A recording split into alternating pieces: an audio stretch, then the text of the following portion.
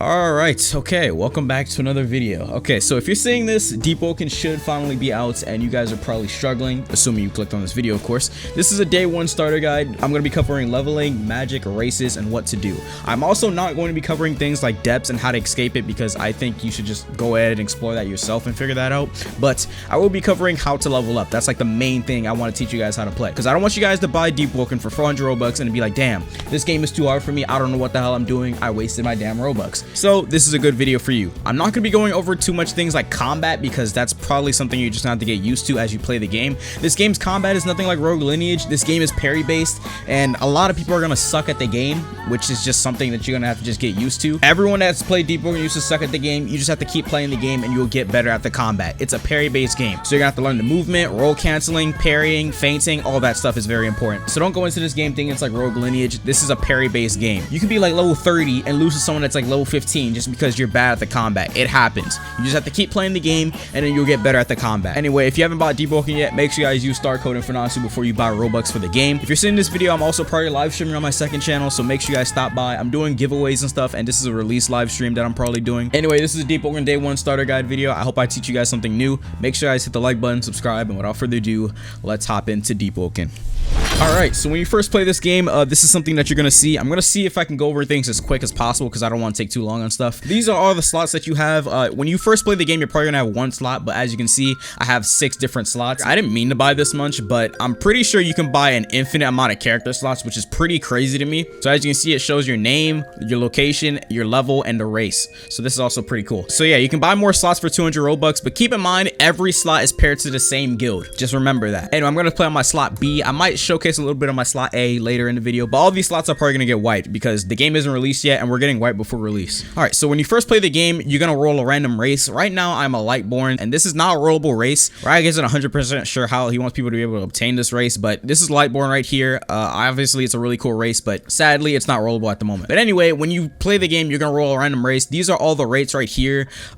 You guys are probably gonna ask the question of which race should I play as. Play any race you want, it doesn't matter. Races in this game don't really give crazy benefits compared to like Rogue Lineage or something. You're not gonna have like a Morvid where you can just go into iframes for like a duration or something. There's no race that does that in this game. Races do, however, have small passives. Like for example, Khan has a passive where they can equip weapons even if they're 2 under the requirement. Let's say you want to equip a katana, it costs 25. If you're a Khan, you can equip it at 23. Those are the type of passives that are in this game. All the passives aren't really like game changing, except I think Adret. Adret is a really good one because you start with a boon, which is autodidact, but I'll get into that in a little bit. Anyway, you can pick any race you want. You can spend the Robux and just roll whatever. Anyway, you can press this button to reroll your variant. This is basically going to change your skin color and stuff. It doesn't work on Lightborn, but you can press this button if you don't like the variant that you are for whatever race you roll. Anyway, names, this doesn't really matter. You can pick whatever name you want. This is pretty much irrelevant. Lightborns don't have a last name. They're hard stuck spell heart, so don't worry about that. Face, you can pick whatever you want, obviously. Facial markings, do whatever you want, doesn't matter. Starter weapon, you see right here, you have the option of picking sword, battle axe, or stiletto. So this is kind of important because this is the weapon you're going to start with. I'm going to start with sword because sword is pretty much good. I like sword the most. But anyway, every weapon in this game is tied into different categories, like I said. So if you want to go sword includes like katanas, swords, and I think that's it. Heavy weapon includes axes, great swords, and hammers. Light weapon includes guns, fist, tontos, daggers. So yeah, you can pick light if you want to, but I'm gonna pick sword because I like sword the most. When you press attunement, you're gonna see 5 different elements here. You may notice that I only have 1, but that's for a specific reason, and it's important that you pick whichever one you want permanently. Whatever element you pick, varying from wind, fire, lightning, and ice, is the element you're going to be stuck with until you unlock more elements. And you unlock more elements from in-game means, and I'm not gonna be going over that this video, but just make sure whichever element you pick is what you really want, because you can't pick again unless you make a new character slot. I picked thunder. That's why I have thunder on this slot. So yeah, just make sure you pick the element you want, because you're gonna be stuck with that until you unlock a new element by doing in-game stuff, or you just make a new slot. So yeah, make sure you pick whichever element you want. All right, so for core attributes, basically you can subtract points and put in points.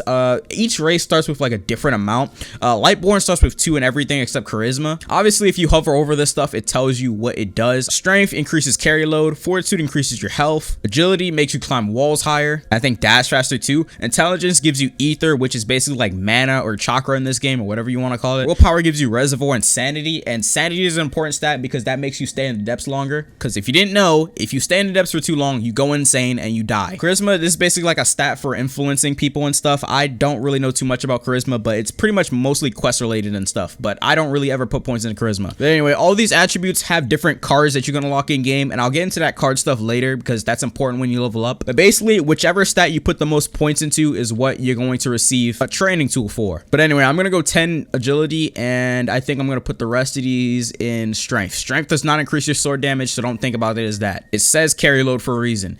All right, boons and flaws. Okay, so if you hover over every boon and every flaw, you can see exactly what they do. I'm not gonna go over all this stuff. Pick whichever boon and flaw that you want. For me, I'm gonna pick Marauder because this increases your luck when you grip players, and I'm also gonna pick Maverick because you get more EXP when you play alone. You can pick 2 flaws and 2 boons, or you can pick 1 flaw and 1 boon. So you can do that if you want to, but I'm going to take 2 flaws. I'm going to take Hemophilia, which makes me bleed more, and I'm also going to take Obvious because Obvious is just makes enemies detect you easily, and that's not really a downside to me. So I'm going to pick Maverick, which makes me get more EXP from playing solo, and I'm also going to take Marauder, which makes me get more luck from killing players. And luck is important in this game because you get better cards if you have more luck. All right, now that we've done all the customization stuff, let's hop in game. All right, so when you spawn in, you're going to spawn in a little inn here. You might spawn at the Vigil Temple or Blade Temple or whatever it's called. If you spawn at the Blade Temple and you're wearing a different outfit, don't really worry too much because that place still has the same stuff this place has, but all the locations are different, obviously, since this is a different island, of course. All right, so when you first spawn, you want to come talk to this NPC. You can read his dialogue if you want to. Ask him, how can I earn some money? Would you be able to spare me some cash? If I press tab, all my stats are right here. I have 10 Thunder Call because I selected Thunder Call. I have 5 investment points. After you spend 5 investment points, you level up and your power will go up. So as you can see, I'm power 1. My race, age, spring, all that stuff is all here. And as you can see, there's 3 different categories like I told you earlier: heavy, medium, and light. Don't mind this guild officer tool. That's irrelevant because I'm in a guild. Just don't mind. As you can see, if you press tab, you might see a tool in your inventory. I spawn with ankle weights because I put the most points into agility, so I spawn with this ankle weights tool so I can train it. All right, so after you get your money from this guy, he tells you that you can come over here and buy armor if you want to.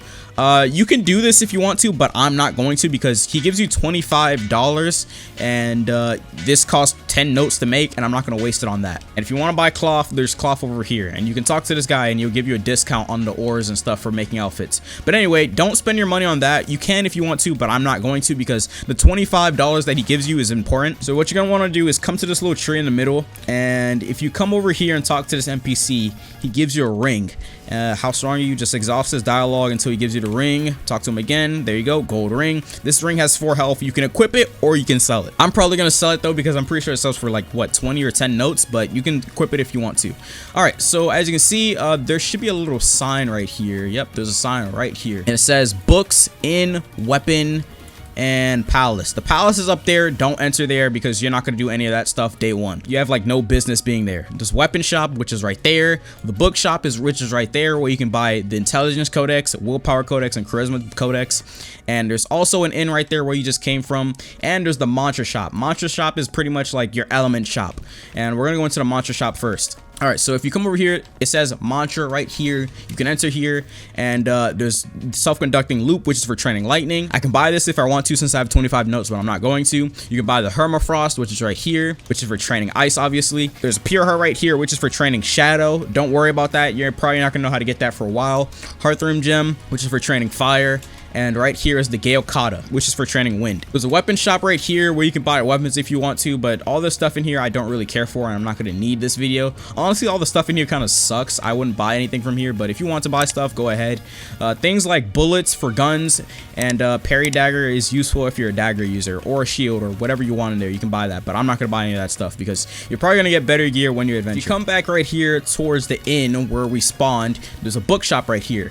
You can buy books right here, which is a weapon manual, which is what I'm going to buy, because if you buy the weapon manual and you read it once, it'll say you feel your medium weapon improving, and now there's a plus next to it. So basically in this game, it's not like an auto clicking tool. You can use the tool once and then go fight stuff, and then you'll get an increase in whatever stat, but I'll go over that stuff a little bit later. How to make friends is for training charisma. You can buy that for 25 notes if you want to. Encyclopedia is for training intelligence, or you can buy a math textbook, which is 30 notes, but that actually requires you to actually do math, and both of those things train intelligence. You can buy those if you want to, but I'm not going to. All right, so as you can see, I have no money, and I have 2 tools. I have ankle weights and I have the weapon weapon manual. All right, so now some other things I should probably tell you. You can pick up stuff off the ground like goblettos. These are important because you're gonna need food. If you come over here, you're gonna see a sign where it says food, guild, and general shop. Obviously down the path over there is where you can create a guild. I think you gotta be level 10 to make a guild though. General shop is right here where you can buy like general stuff. Let me pick up this wood because I'm probably gonna need this. And you can buy stuff in here like flint, which is for making campfires or lighting campfires. Fibers for making outfits. Wood, you're gonna need that, but you can just use 3 sticks if you want to make a campfire pit or make 1 piece of wood. You're gonna need to turn in wood if you turn evil with the Etrians and stuff. Pickaxe for mining, of course. Lumber axe for cutting down trees, and same stuff over here. Across from this is the food shop. You can buy food in here if you want to. I'm not gonna go over it down there because, well, we don't really need anything down there, but one important thing is that there's a canteen place right there if you want to drink some water and you're running out of thirst. Oh, and I also forgot to explain the bars in this game. This bar right here is your blood. This bar right here is your thirst. This bar right here is your hunger. This bar right here is your posture. This bar right here is your health. This is your armor defense. And this is your ether. And this is your reservoir. Your reservoir is used to regen your ether or chakra, whatever you want to call it. Doesn't matter. All right, so now we're going to go out of Etria. This is the bank right here where you can like turn in artifacts if you find artifacts. You can't open a bank. The guy says this place is not safe. But anyway, now let's get into the fighting because this is getting very, very long. All right, you're gonna see NPCs and stuff in this game. These are guards. Do not fight these guards. These guards will kill you. They're strong as hell, and they just got buffed before release. If you come over here, you're gonna see this sign. It says Antiquarian, and you're gonna want to come up to the Antiquarian. But before that, you come talk to this guy because he gives you a free pickaxe, or my bad, lumber axe. If you come up here to the Antiquarian, this is where you can sell stuff. As you can see, I'd like to sell something. You can sell this gold ring that you got from that guy, and it gave me 25 notes, and I can use that 25 notes to buy another tool. And Antiquarian is also where you can buy these training tools. Ankle weights trains agility, of course. Prayer beads trains willpower. Dumbbell trains strength. And training vest trains fortitude, and there's also one out here, boulder, for training fortitude as well. All right, so after you sell that ring, if you did or didn't equip it, you can go back to the monster shop and buy a tool, which is what I'm gonna go do now real quick. Make sure you pick up stuff like wheat on the floor because you can use the wheat and stuff you find to craft bread. So make sure you pick up like wheat and densifilos and stuff because these are important and you're gonna need these. Something I almost forgot to go over as well is if you go to a campfire, you can see your sword and your gear and stuff. You can see your talents, which is something we're gonna go over in a little bit. You can see your mantras. As you can see, there's little mantra slots, which is like 0 out of 3, mobility, support, and wild cards. I'm gonna go over that stuff in a little bit once we finally get a spell. And you can see your summary, which shows your character stats, equipment bonuses, talent bonuses, and statistics. And also at campfires, you can make certain stuff. Like this gathered wheat I have right here, I'm gonna craft it, and now I made some bread. And this bread, I can use this to eat if I get hungry. And also, I can combine these dentifilos with goblettos, and I can make mushroom soup. And you're gonna need to do that because this is pretty much your basic food. You're gonna need this a lot. You can also combine dentifilos with brown caps or brown caps with goblettos to make mushroom soup. Anyway, now we are going to go to the mantra shop. We're gonna buy this self-conducting loop because I am thunder. And as you can see, I can't seem to conjure anything. You can't conjure anything until you're power 2 if I'm correct. So now we're gonna go to level up. All right, so now we're gonna leave Etris. So basically you just follow this path until you finally get out of Etris. After you come down here where the Antiquarian is and look to the right, you're gonna see a bridge, and then you just follow that path, and then you will leave Etria and go down to the docks. The map is kind of confusing at first, but trust me, you're gonna understand the map the more you play the game. All right, so I'm gonna slide down here, and then I'm gonna keep sliding down here. And there's fruit and stuff on trees and stuff if you want to pick them, but I'm not going to pick them. Come over here and get calabash. You can combine a calabash with a beeswax at a crafting table to make a canteen, which you can fill up water with, but I'm probably not going to be able to go over that stuff because I don't think I can find any beeswax that's on a tree. Oh, wait, nope, there's beeswax on this tree right here. I got lucky. All right, let me climb this tree real quick and get that beeswax. This is what beeswax looks like, and you're going to be able to use this to craft a canteen. Give me a second. Here it is. There you go. I got beeswax and I got calabash. So I'm going to move this over here to the crafting spots. I'm telling you guys, this game is probably a bit confusing at first. That's why I'm doing the starter guide. But I promise the more you play the game and the more you're going to understand it. So just come down this path and you're going to end up down here.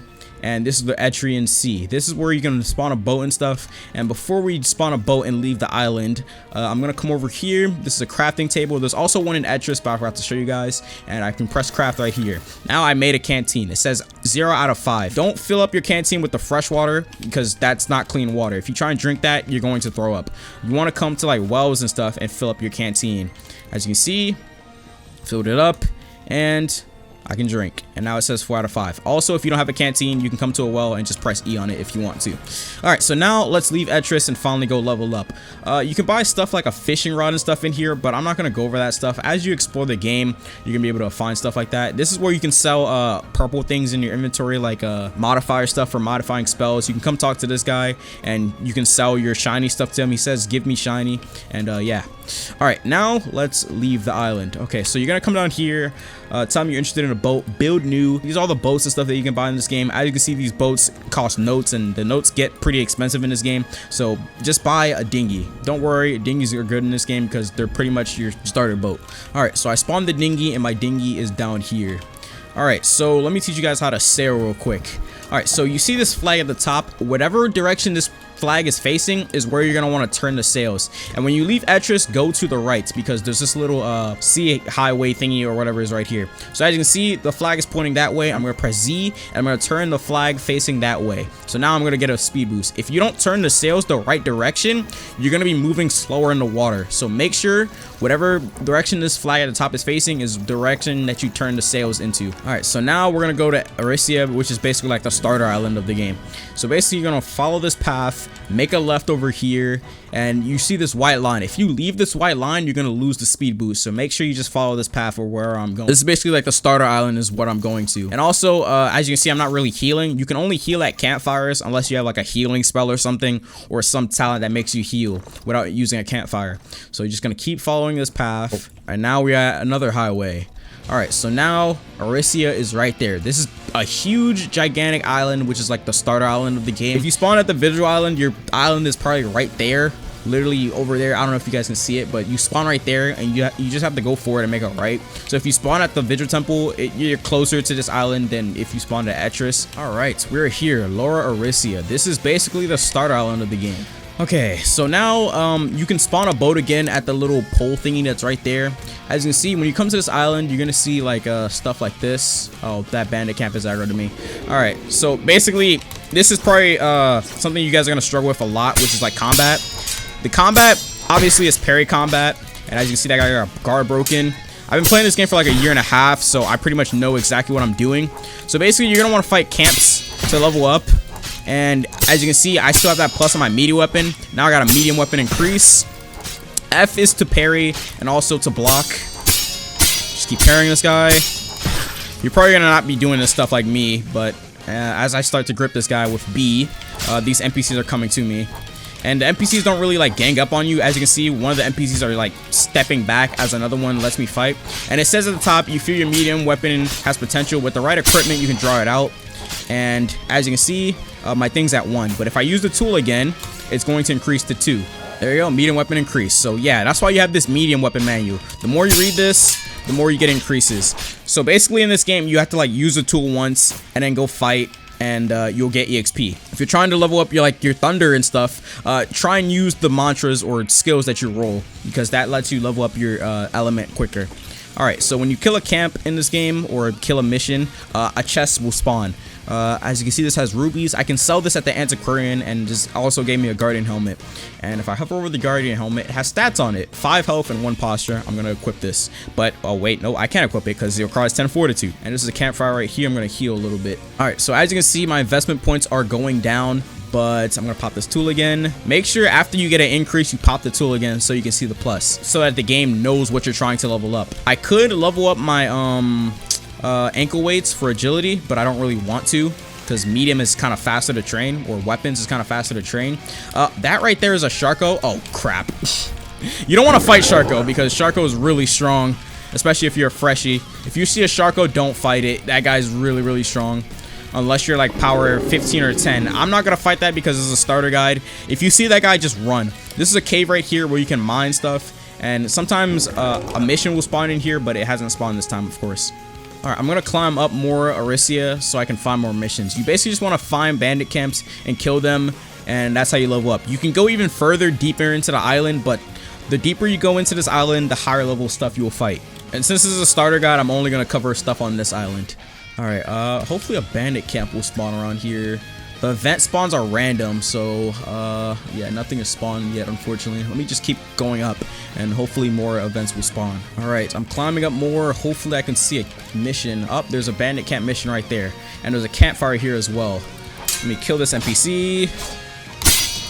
Parry F, and as I kill this NPC, I don't want to grip this one just yet. And also, if you right click and then left click, you'll do a critical. Every weapon in the game has like a critical attack, and as you can see, I got another medium weapon increase. I'm gonna assassinate the— oh wait, I cannot assassinate this one. If I get out of combat, I'd be able to assassinate it, but I'll show you guys what assassinations look like in a second. Oh, there you go, I can assassinate it. Oh, nope, I'm in combat. All right, let me kill this one. You want to hit ragdolled or knocked NPCs so they don't get back up quicker. Also, something I forgot to say in this video, if you are struggling fighting bandit camps or NPCs or missions in this game, sneak up on NPCs. Press control to crouch, sneak up on an enemy, make sure you're out of combat, and then assassinate them, and then wail on them while they're on the floor. And then you can just grip them. Some NPCs, when you assassinate them, they get insta-gripped. Some, they don't. Like this one, for example, he's going to get back up and start fighting me. Unless I just grip him. I'm just going to keep hitting these NPCs so they don't get up. Oh, dodge that. Parry this. There we go, he's guard broken. You guys are probably not going to be able to do this, because you guys are probably not that used to the combat. But, hold on. Almost dead. Alright, parry this. Come on, die already. There we go. All right, so as you can see, I knocked the NPC and I got a full hit. So I have 2 more investment points, and oh, this thing got up. I forgot to hit it again. I have 2 more investment points. So as I use these tools, I should get increases, and this campfire is eternal that's over here. All right, agility increase. Let me use a weapon increase as well. And as you can see, power increase. I am now level 2. All right, so I have Thundercaller, grants you the ability to command lightning. So now I can use my lightning tool if I want to train my lightning. And as you can see, it'll say, oh, nothing popped up. That's strange. Whatever. But if you see this button, this means you leveled up and you can select cards in this game. So yeah, Deepwoken is kind of a card game.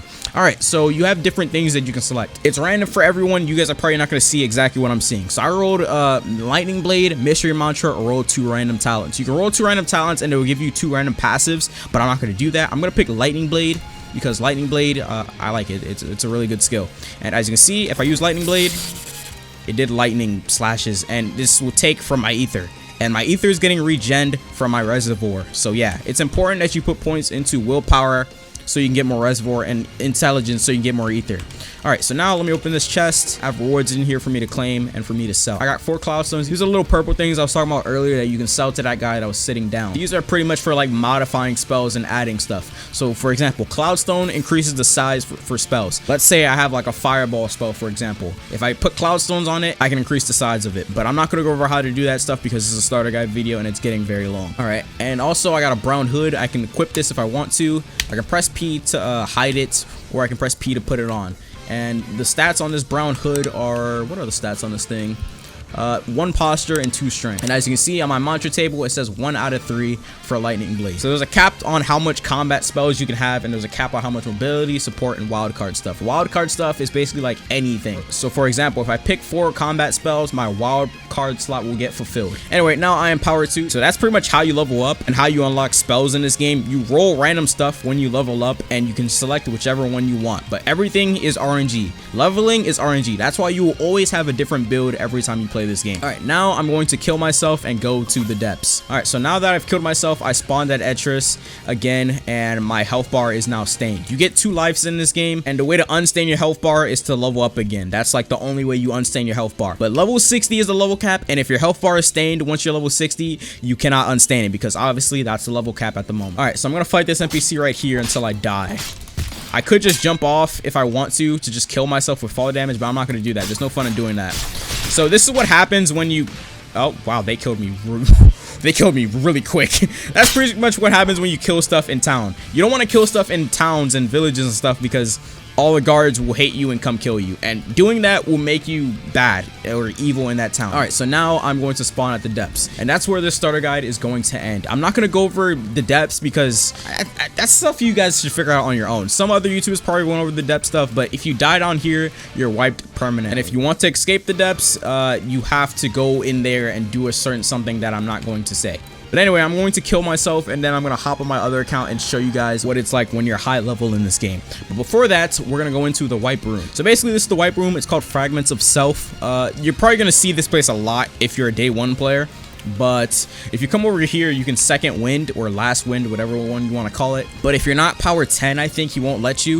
You can come over here to the left. Let's go backwards and come over here. If you come over here to the left, you can pass down an item to your next character. You can talk to this little pool thingy. I don't really have anything that I can pass down. Let me see if I can pass down this cloudstone. Pass down item. The item sinks into the murky pool, and yeah, there you go. So basically, when you die, you can come over there and you can pass stuff down. You can't pass down enchants and gems or rare artifacts, if I'm correct, but certain items you can pass down. I'm not too sure what items you can pass down, but you can go talk to that shrine thingy and you can pass down 2 items. All right, so if you come talk to yourself over here, this is basically where you can wipe yourself. But just do know that if you do wipe yourself, your character is gone for good. All right, so now that's pretty much the Deepwoken starter guide. As you can see, I spawned back right here where we started the video. All right, so now I'm going to show you guys what the game looks like when you're a higher level. All right, so I'm going to get on my level 56 account. I have enough EXP to go to max level on this account, but I'm not going to because I was trying to do a certain something. But let me show you guys what it's like when you're max level or damn near max level. All right, so as you can see, I'm level 56. This is my build right here. I have 63 Thunder Call, that much Fortitude, that much Strength, blah, blah, blah, blah, blah. And I have 100 medium. The cap is 75 for how much you can use the weapon tool, but there's a certain something that you can do to go over the limit. All right, so let me rest at this campfire. As you can see, I have some crazy gear on and stuff. As you see, they give me like a bunch of different benefits and bonuses and stuff. Every time you roll gear in this game, it has like random stats on it, so you're probably not going to roll the same stuff I have. But as you can see over here, this is talents. This is where you can roll different talents and stuff. As you can see, I have things in here like Master Thunder Call. I can now obtain 3-star mantra cards, and that's something I forgot to go over.